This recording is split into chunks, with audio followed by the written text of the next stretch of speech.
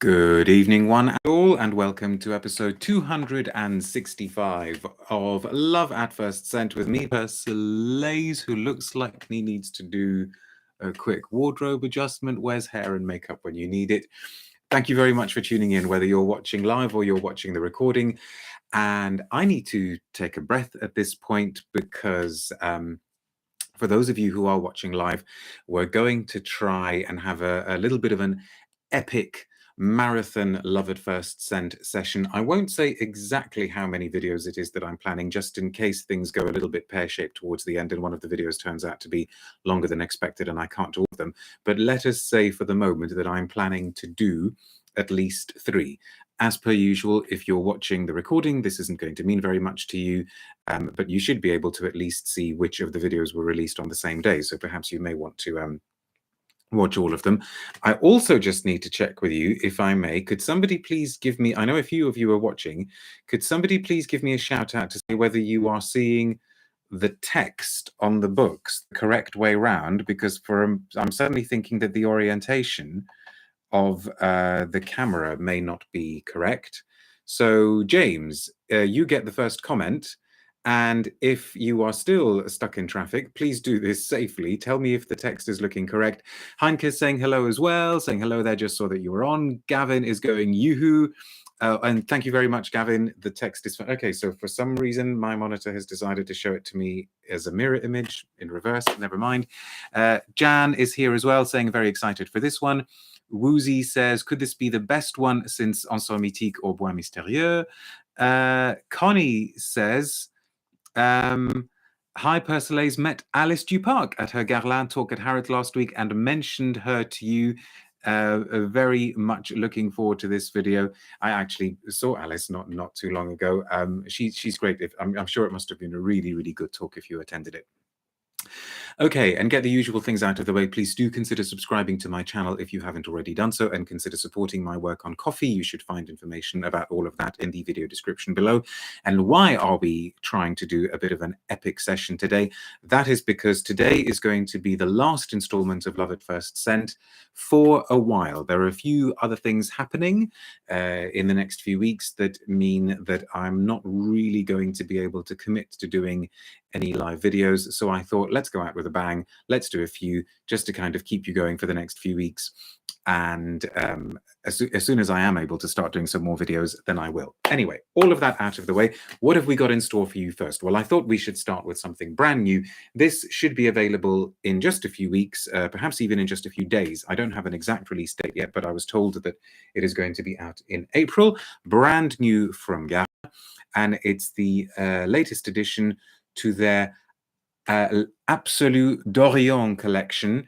This word, oriental, is becoming increasingly contentious in the perfume world.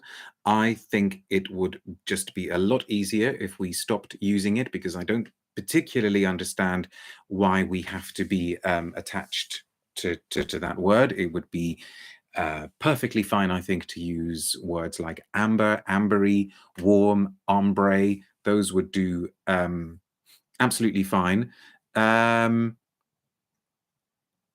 just looking at whether anybody else is saying anything about that. But here we are. Guerlain are still calling this range the Absolu d'Orient. And the latest addition to it, with a very, very reflective sticker, so I don't know if you can see that, is called Epices Exquises. I hope I'm pronouncing that correctly in French. It basically means exquisite spices. I have tried this one already before. In fact, I've worn it a few times, because I think it was Woozy who said earlier, is this going to be one of the best since whatever? I actually think this may be the best in the range so far.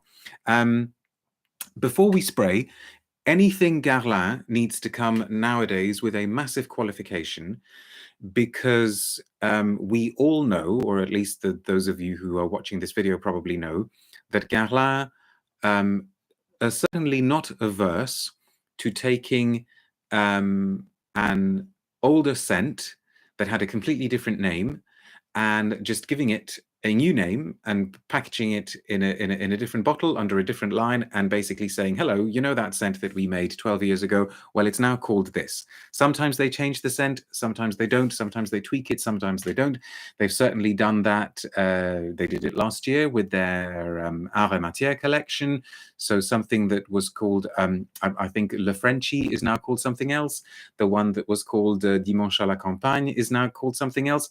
And I don't have a sufficiently comprehensive and exhaustive Guerlain encyclopedia at my disposal to be able to work out exactly what is called what. And so perhaps somebody out there is aware that this is a repackaged version of something that we've had before. I certainly don't recall smelling it. So if you are aware of a coffee and cardamom heavy Guerlain scent that has been released in the past, please let me know. But I suppose we've just got to go with take it at face value and call it a new scent. Certainly, it's a new addition to this range. And now we can spray. So let us spray. I was very, very taken with it, even though I don't think it's perfect. But then, you know, perfection. Could we say that perfection is overrated, and perfection sometimes isn't particularly desirable? But why do I like it? Okay, let's smell.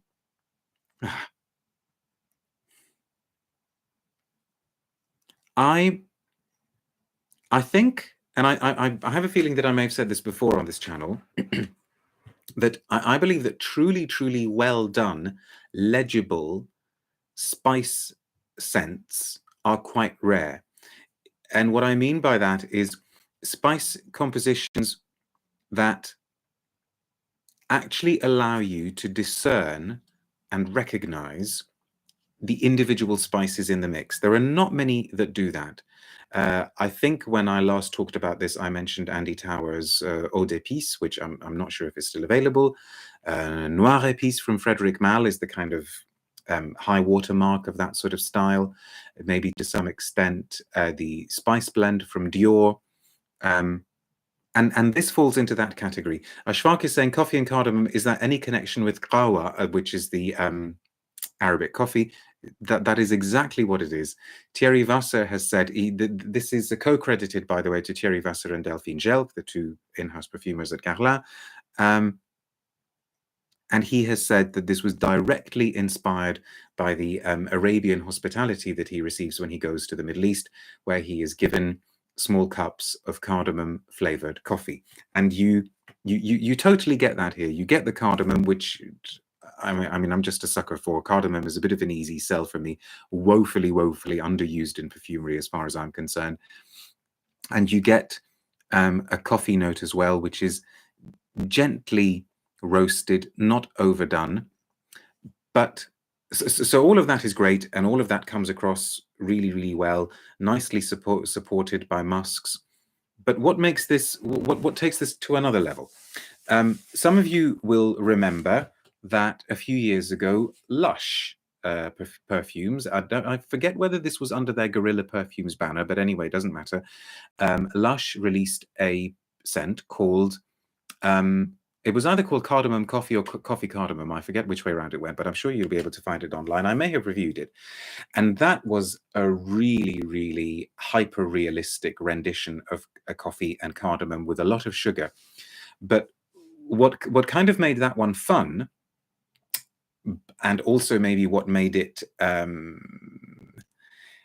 what was a kind of negative attribute or something that worked against it, was the fact that it was extremely loud. You know, all you needed was 2 sprays of that, and then people would have thought that that a van down the road had set up its stall selling cardamom flavored coffee. What's interesting about this, the Guerlain, is that it's far more elegant. So the coffee is there, the cardamom is there, the musks are there, but it's got room to breathe. The volume controlled is turned down, which actually makes it one of the more subtle entries in this particular range. Another thing that's interesting about it is that, and I have this on good authority from Monsieur Vasser himself, that it marks the first sort of significant use of cardamom in this particular range, and the first use of cardamom in a Guerlain for a long time, and it really, really draws you in on this sort of gentle waft of the coffee and the cardamom, and the idea of hospitality works very well with it because it's not loud, it's not brash, it's not super assertive, it's inviting, it's gentle, it's warm, it asks you politely to come in and sit down and enjoy it. Davlone says, does this have the scratchy bass that runs through most of the Les Absolus d'Orient? I find that collection hard to wear due to the headache-inducing element. I would say no. What you may be referring to is some of the synthetic sandalwoods. Like, you know, there's no secret about the fact that I personally cannot take Santal Royal from this particular range, even though I gather it is still the most successful one. That's got a lot of spiky ambery woods in the base, a lot of the synthetic sandalwoods, which makes it difficult for me. Let's look at the press release. So, as I say, Epices Exquises. I'm going to skip the general bits and go straight to the descriptions of this specific scent. So they call it an explosion of contrasting spices, taking inspiration from the most beautiful notes in Oriental fragrance. With Epices Exquises, Guerlain master perfumer Thierry enhances the contrasts between precious spices to create an olfactory chiaroscuro that awakens the senses. At the heart of this woody, spicy, smoky scent lies the mysterious and enchanting aura of an olfactory memory that has left its mark on Thierry Vassar's memory and imagination. Captured and bottled by the perfumer, Epices Exquises represents the irresistible essence of an Oriental fragrance, the spicy aroma of cardamom coffee. And there's a quote, with Epices Exquises, I wanted to retranscribe the surprising scent of the irresistibly spicy cardamom coffee I'm given every time I visit the Middle East. This coffee's unique blend of spices fills my memory with deliciously contrasting sensations. At the top, fresh accents of cardamom mingle with a warm, peppery, sensual base. It's an intoxicating fragrance. Then it carries on to say, for Delphine Jelk, the house perfumer who contributed to the creation of this latest opus, Epices Exquises is a creation that breathes both warmth and coolness, as the freshness of cardamom, spices, and pink pepper comes into contact with fiery black pepper for a woody, smoky scent with oud and patchouli notes. I guess they had to say that. Like an intoxicating waft of coffee, Epices Exquises brings together a warm, full-bodied and sensual base with tinges of black pepper, woody notes of oud, they're just repeating themselves here, sandalwood, and refreshing facets that are subtly overdosed with cardamom, notes of pink pepper, and fresh green angelica.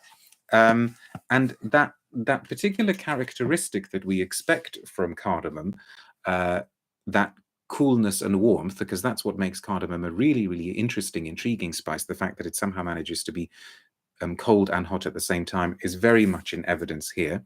Now, why did I say it's not perfect? You know, not that this is a criticism. I've really, really enjoyed wearing it. It's not a major criticism, I should say. But I suppose as it approaches its dry down, it becomes a little bit less distinctive, a little bit less interesting.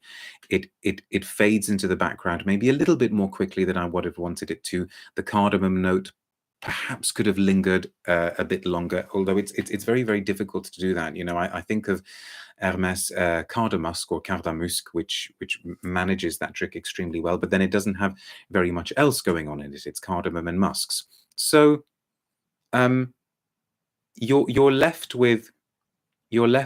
towards the end with this more generalized feel of spiciness after that intricate opening. Cinnamon that they haven't mentioned, but I'm smelling it now. I'm thinking a lot of Comme des Garçons white with its beautiful cinnamon note. But I guess maybe that kind of ties in with the angelica, the pepperiness and the cinnamon quality of the angelica. But very, very definitely a thumbs up and one to seek out.